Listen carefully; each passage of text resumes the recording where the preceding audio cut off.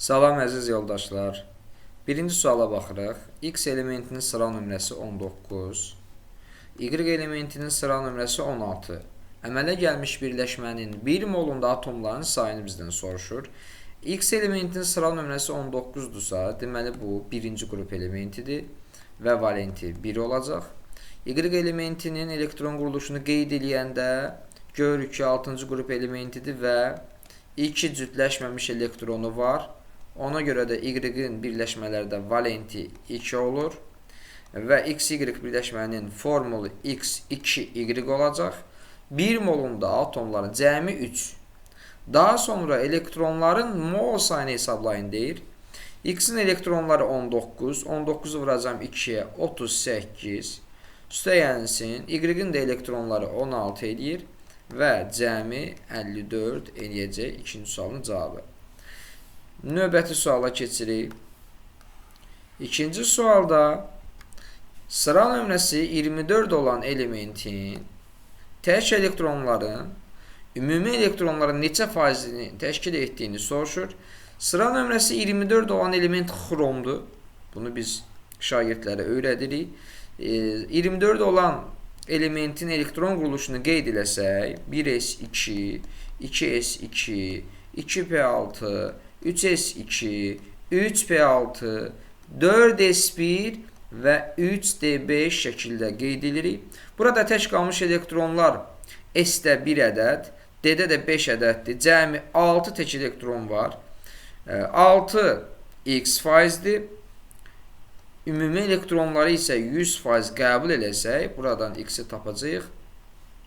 Deməli, 25%. İkinci sualda isə 3-cü energetik səviyyədə olan elektronların sayını soruşur. 3-cü energetik səviyyə, yəni 3s2, 3p6, 3d5-dəki olan elektronların cəmidir. Və bu da eləyir 13. İkinci sualın cavabı 13.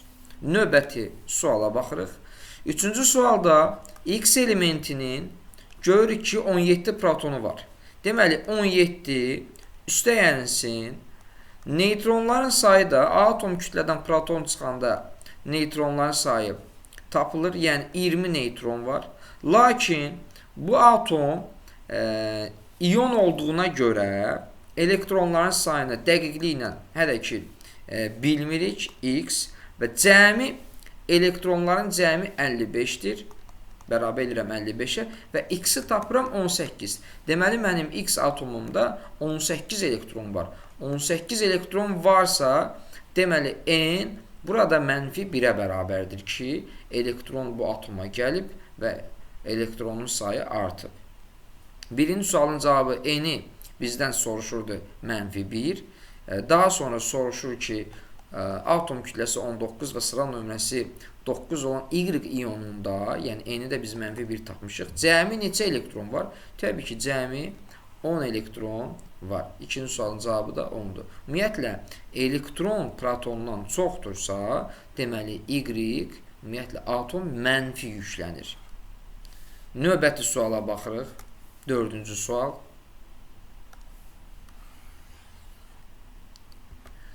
X atomunda görürük ki 20 proton və kütləsi də 40-dır. Neytron sayı A-dır.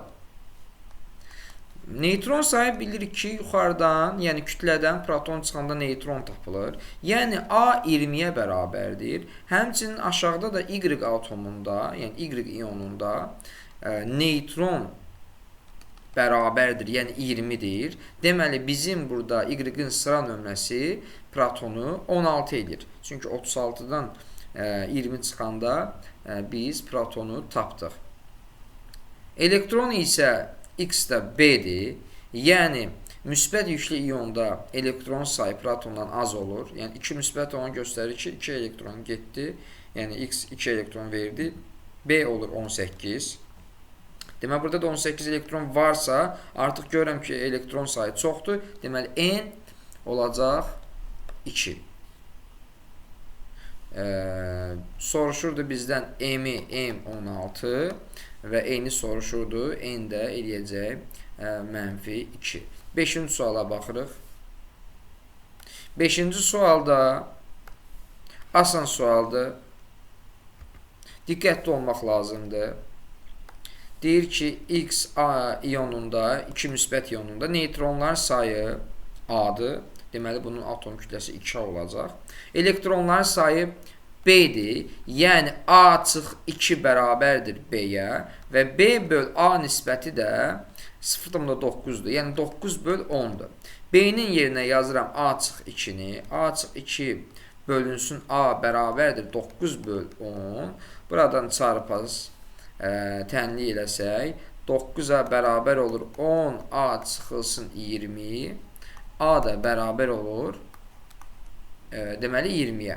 A 20-dirsə, bizdən soruşur A-nın qiymətini, birinci sualın cavabı 20, X elementinin nisbi atom kütləsini soruşur, A-nın yerinə 20 yazanda, bu da eləyəcək 40. Növbəti suala baxırıq.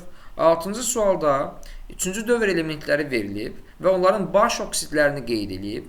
Əgər baş oksid qeyd edilibsə, deməli, burada X-in valenti elementin qrupun nömrəsini göstərir. Yəni, X ikinci qrupdur. Dövrü də bildiyimə görə yaza bilərəm X-in elektron quruluşunu 3s2. Bu da X-in sıra nömrəsini göstərir artıq 12 olduğunu. Y-in isə baş oksidi Y2O5-dir. Yəni, Y 5 valentlidir. Deməli, 5-ci qrup elementidir. 3s2, 3p, 3 yazıram, 5-ci qrup olsun deyə. Bu da Y-in proton sayı 15 eləyir. X-in proton sayını soruşur. Birinci sualın cavabı 12. Y-in minimum oksidləşmə dərəcəsini soruşur. Maksimum oksidləşmə dərəcəsi qrupun nömrəsinə bərabərdir. Minimum isə qrupdan 8 çıxacaq, eləyəcək. Y-in minimum oksidləşmə dərəcəsi -3. Növbəti suala baxıram. 7-ci sual. Mendeleyev cədvəldən bir fraqment verilir. T ilə L-in əmələ gətirdiyi birləşmə molekulunda elektronların sayını soruşur. T birinci qrupda yerləşir, 3-cü dövrdə yerləşir. Yazıram 3s1. Deməli, T-nin valenti 1-dir. L isə 7-ci qrupda yerləşir, 3-cü dövrdə yerləşir. Bu T-nin elektron quruluşudur. L-in elektron quruluşu olacaq 3s2, 3p5. L-in də valenti 1 tək elektron olduğuna görə valenti 1-dir. Birləşmənin formulu olacaq TL. Molekulunda elektronların sayı, T-nin elektronları 11-dir. L-in elektronları isə 17-dir. 11 ilə 17-nin cəmi 28. Yəni, A 28-dir. Daha sonra soruşur ki, X və Y-in əmələ gətirdiyi birləşmə molekulunda rabitələrin yaranmasında iştirak edən elektronların sayı da B-dir.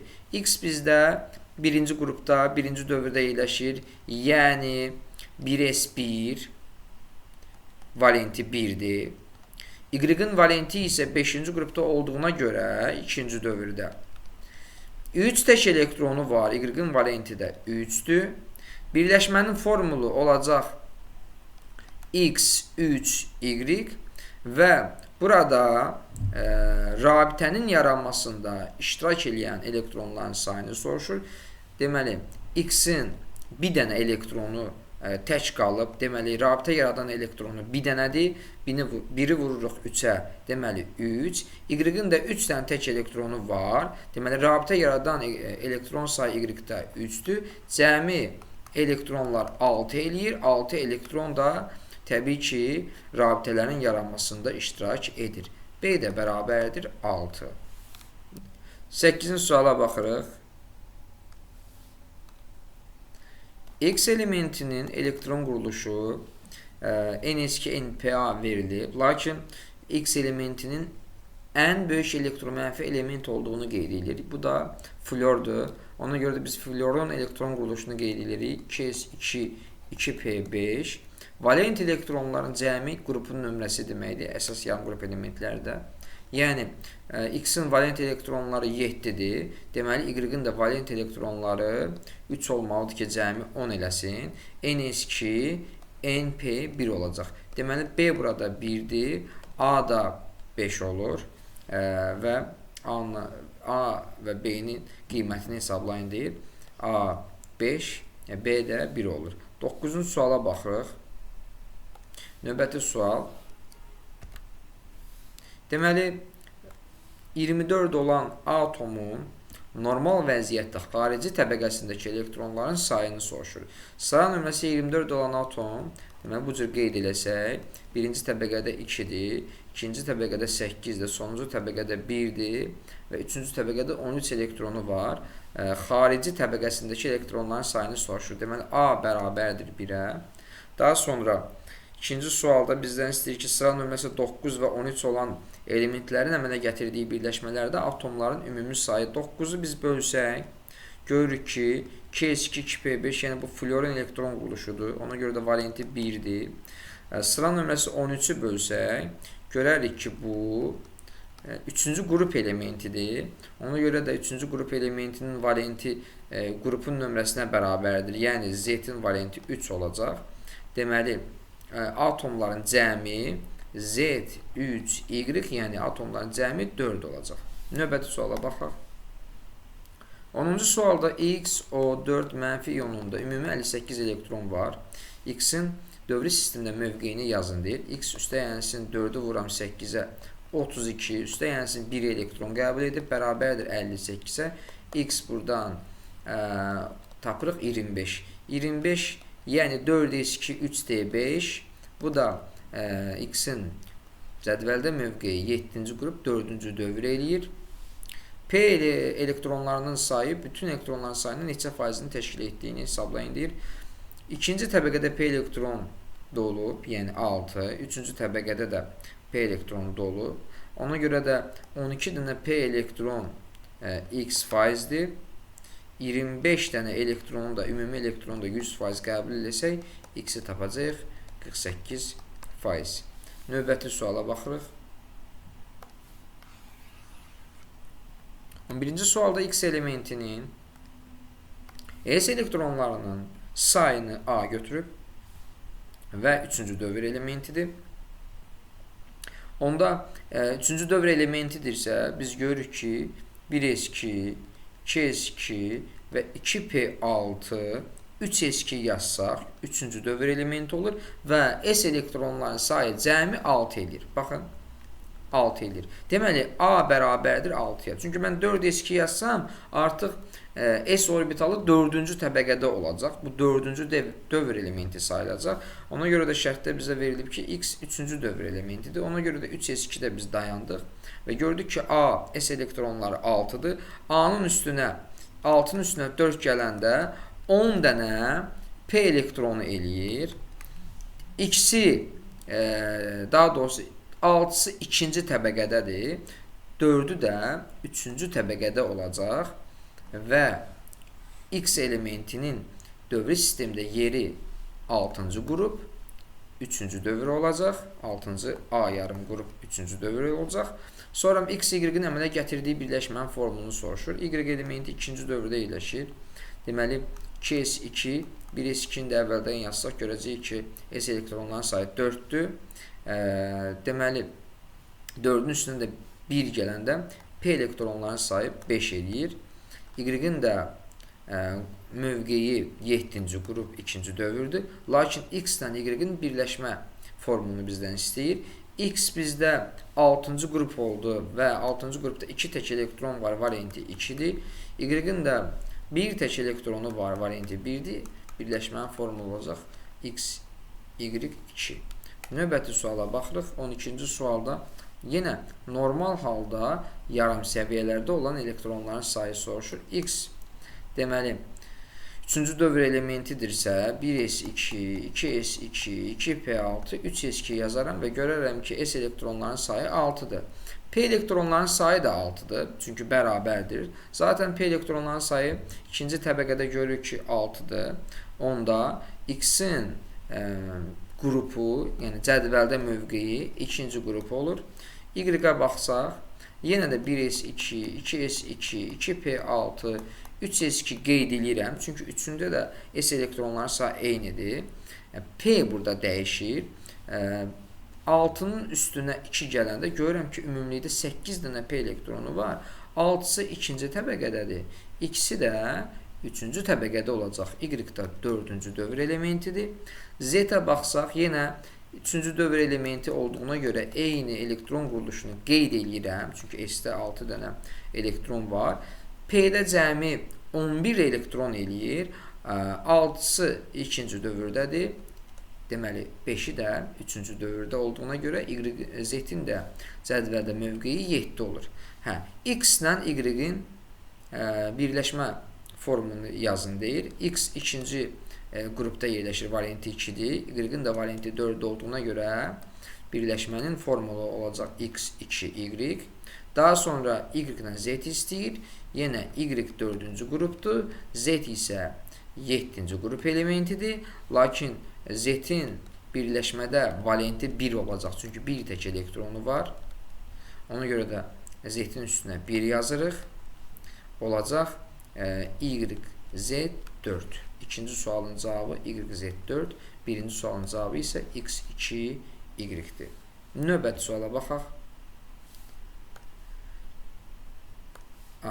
Növbəti suala baxaq. Deməli, 13-cü sualda, asan sualdır. X və Y atomlarının, protonların cəmi 40-dır. X-in protonu A götürürəm, Y-in protonu da B götürürəm. A üstəyənsin B bərabərdir 40 yazıram. Daha sonra isə proton fərqi 8-ə bərabərdir. Yəni A çıx 8, daha doğrusu A çıx B bərabərdir 8 yazacağım. A çıx B bərabərdir 8. Burada mən A-nı tapsam, A bərabər olur 8 üstəyənsin B. Düzdürmü? Gətirirəm A-nın yerinə 8 üstəyənsin B yazıram. Yəni 8 üstəyənsin B üstəyənsin B bərabərdir 40. 2B bərabərdir 32. B-ni tapıram 16. Deməli, B 16-dırsa, A da 24-dür. Ki, cəmi, protonların cəmi 40 eləsin. Soruşur bizdən nə? XO4 2 mənfi iyonunda və YO4 2 mənfi iyonunda elektronların sayını yazın. X-in elektronların sayını tapdıq 24. 24 üstəyənsin 4 vurulsun 8. 32 üstəyənsin 2 elektron. Burada elektron eləyəcək 58. YO4 iyonunda isə Y-in elektronları 16 üstəyənsin 4 vurulsun 8. 32 üstəyənsin 2. Bunun da elektronu eləyəcək 50. Deməli, birinci sualın cavabı 58, ikinci sualın cavabı 50. Növbəti suala baxaq, 14-cü suala baxaq.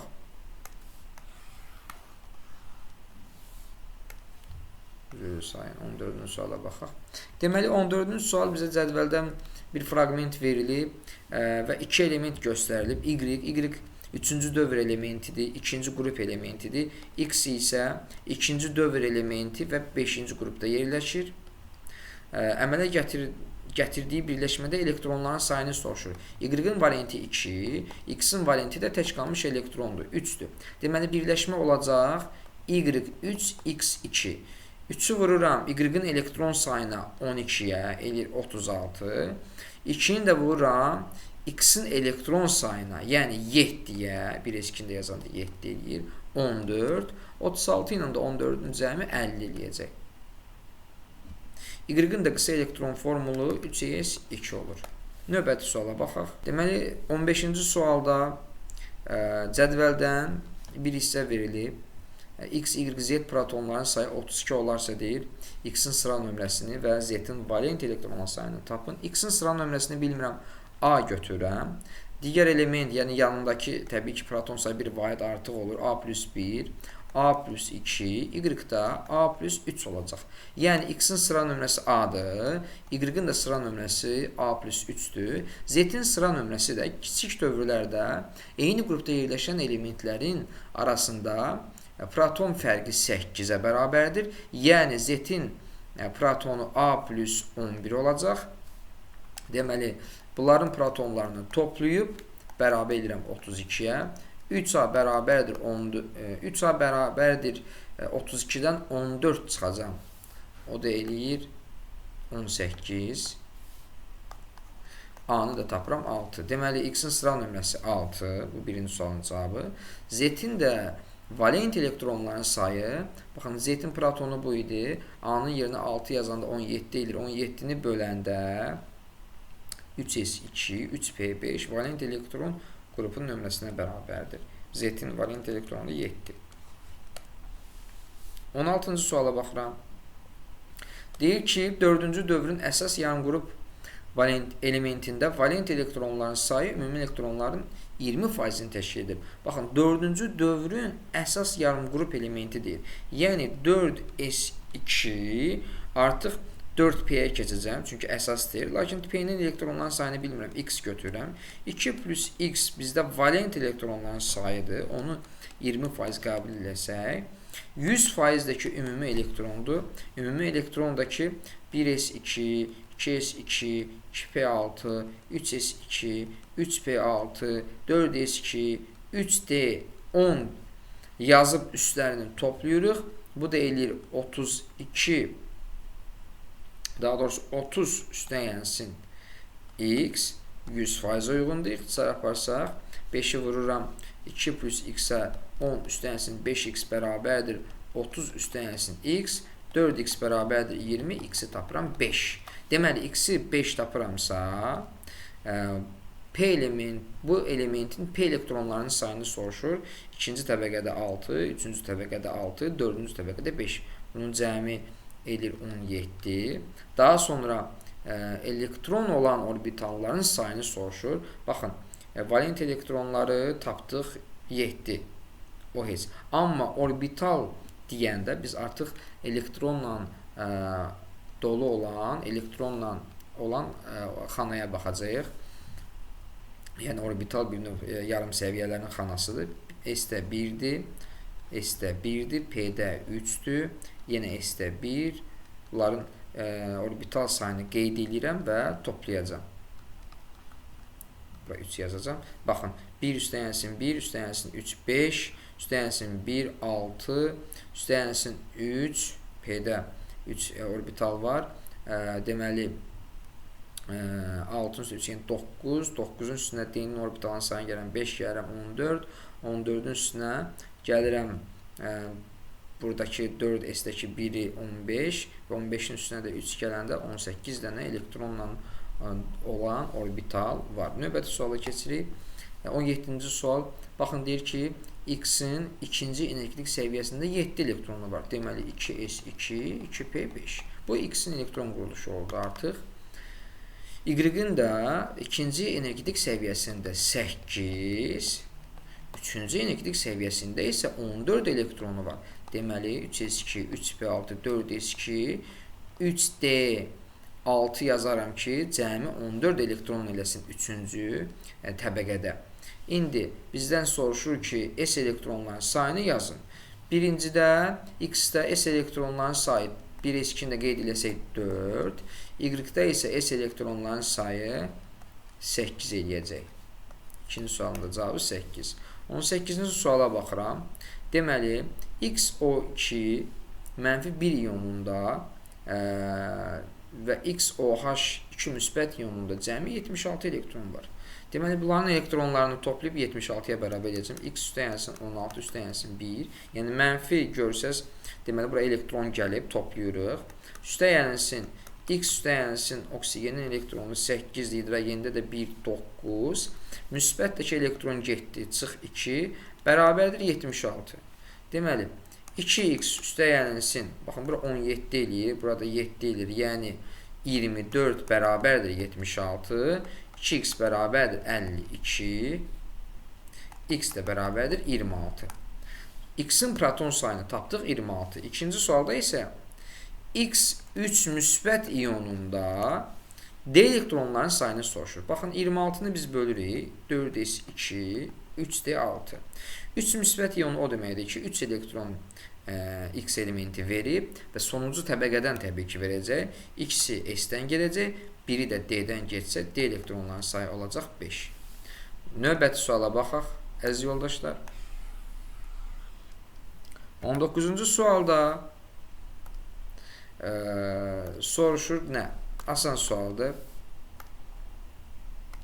X-in 3 müsbət iyonunda elektron sayı A-dır. Fosforda isə elektron sayı 18-dir. Deməli, A çıx 3-ü bərabər edirəm 18-ə, A-nı tapıram 21. Deməli, X atomunda, X iyonunda 21 elektron var. protonu 24'dür, 3 elektron verib ki 21 olub. Soruşur bizdən neytral X atomunda olan cütləşməmiş elektronların sayını. Cütləşməmiş elektronlar 24'ü biz böləcəyik. 4s1, 3d5 sonuncu təbəqədəki elektronları qeyd edirik və görürük ki 6 dənə cütləşməmiş elektron var. Biri S-dədir, 5-i də D-dədir. Daha sonra X-in minimum oksidaşma dərəcəsini soruşur. X bizdə D elementi olduğuna görə metal sayılır. Metalların da minimum oksidaşma dərəcəsi 0 olur. İkinci sualın cavabı da 0. Növbəti suala baxırıq. 20-ci sual. Deməli, atomun normal halda elektronlarının energetik səviyyələrdə paylanmasına uyğun olaraq A, B və tək elektronlar sayını bizdən soruşur. 24'ü biz bölsək 1s2, 2s2, 2p6, 3s2, 3p6, 4s1 və 3d5 kimi yazacağıq. A burada 3-cü təbəqədəki elektronların sayını göstərir.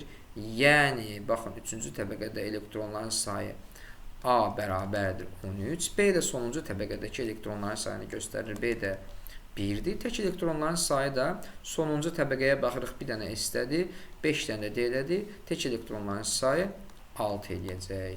21-ci suala baxırıq. Baxın, maksimum həyəcanlanmış hal deyir.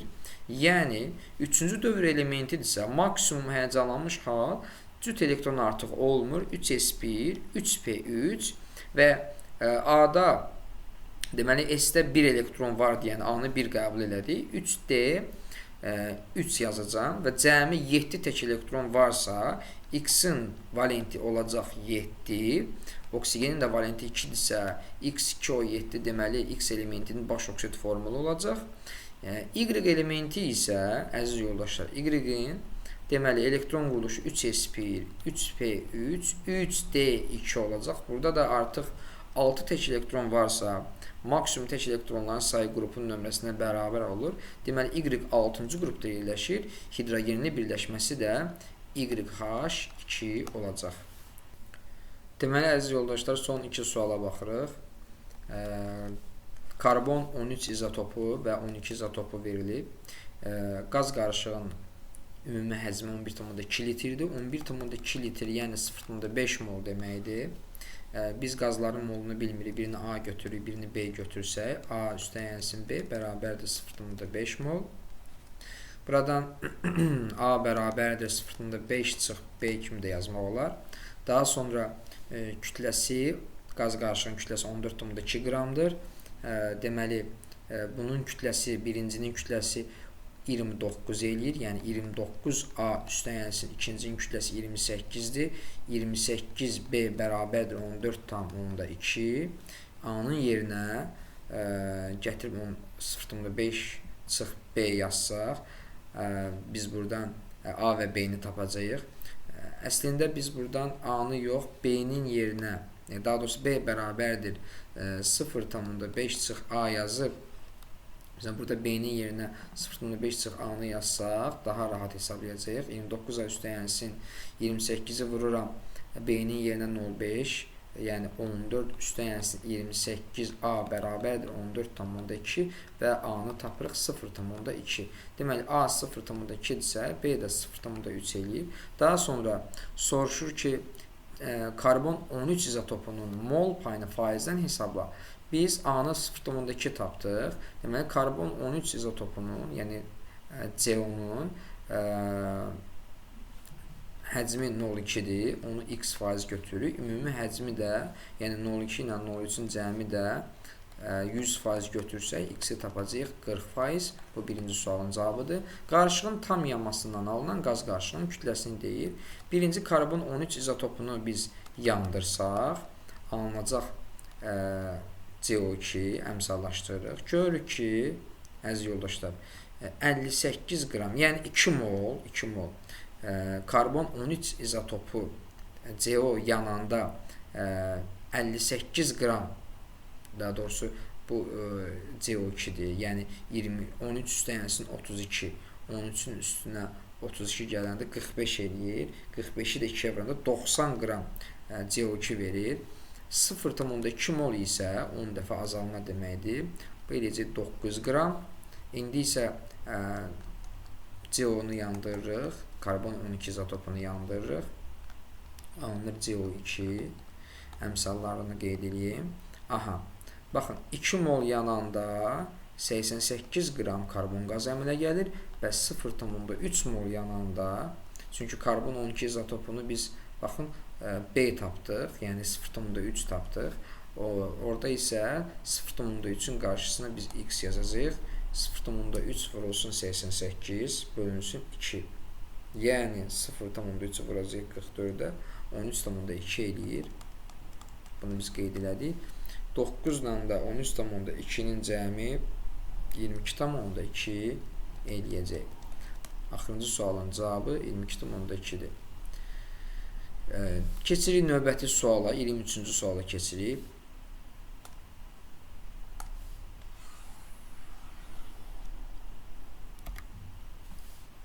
Deməli, 23-cü sualda tələb olunur nə? X-in cüt elektronları 9-dur. 9-u vuram 2-yə, yəni 18 elektron eləyir və bir dənə də tək elektronu varsa, ümumilikdə X-in 19 dənə elektronu var. X-in 19 dənə elektronu olanda elektron quruluşu olur 4s1, yəni X birinci qrup elementidir, valenti 1-dir. Y-in də 7 elektronu var, yəni 7 cüt elektronu var. 7-ni vuram 2-yə, 14 eləyir. 2 tək elektronu var, üstə yəni 2. Yəni Y-in cəmi 16 elektronu var. Elektron quruluşunu qeyd eləsək 3s2, 3b, 4 olacaq. Y-in də variantı olacaq 2. Çünki 2 tək elektronu olur. Soruşur nə? Həmin birləşmədə, yəni X, Y əmələ gətirdiyi birləşmədə birləşməni biz yazsaq X 1 valentlidir, Y də 2 valentlidir. X 2, Y olacaq. Burada da elektronların sayını soruşur 0,5 molda. 2-ni vuracam 19-a eləyəcək 38, üstə yensin Y-in elektronları 16, bu da eləyir 54. 54 1 mola uyğundur, 0,5 molda isə yarısı, yəni 27 olacaq. Diqqətiniz üçün çox sağ olun.